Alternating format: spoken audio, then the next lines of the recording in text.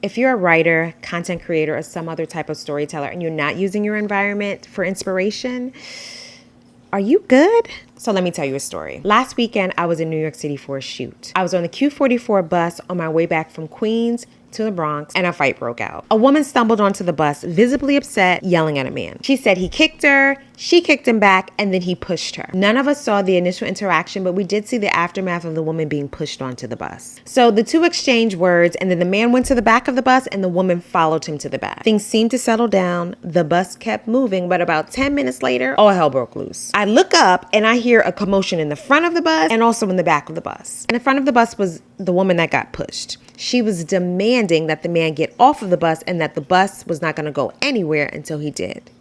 The man came from the back and walked towards the front of the bus, said that he was not going anywhere. A woman from the back of the bus started defending him, saying that the woman in the front of the bus was harassing him and that she should be the one that gets off the bus. Oh, you don't believe me?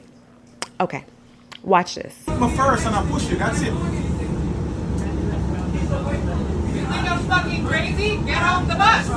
Now, I'm going to stop it right there, but here is where things got really layered. The woman from the back of the bus said, I have a black son, and I know that all too often black men become the target based upon someone else's accusation. Meanwhile, the woman in the front is upset. She is hurt. She is frustrated. She is disappointed that none of the other women on the bus came to her defense. There was a grandmother at the front of the bus with her two small grandchildren that started to chime in. She said, well, if he assaulted you, then why then would you follow him to the back of the bus?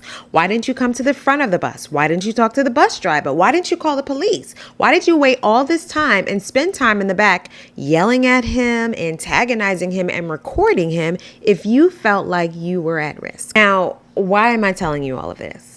Because this 40-minute bus ride had more story than many streaming shows do. So if you were to retell this story, you could tell it exactly as it happened, a real-time sequence of events. You could tell the story from the woman's perspective. You can show her getting kicked and then kicking him back and then being shoved onto the bus. You could also add some layers of backstory. Had this woman had a history of feeling victimized, and was that day the day that she decided that it was going to stop? Or you can tell the story from the man's perspective. What happened for him to kick her? And then what was it like for him to then push her and then deal with everything that unfolded on the bus? What about the grandmother? What was it like for her to first have to make sure that her grandchildren was secure, but then chime in questioning whether or not the woman was truly victimized? What about the woman on the back of the bus that saw her own son as the man that was being accused? Now, what I didn't say is that once this all started, when the woman was shoved onto the bus, there was a man that was sitting behind me that immediately got up and got off the bus. So what was going on for him to trigger that flight response? Was it fear? Was it self-preservation? Was it trauma? How about my own experience? You could write that from the first person perspective. What was going on for me? Hypervigilance, anxiety, scanning exits. What made me pull out my phone and record the interaction? What about the silence of the bus driver? What does non-intervention communicate in group dynamics? We could even get super creative and think about the perspective of the bus. If we were to personify the bus, what would the bus be thinking and feeling?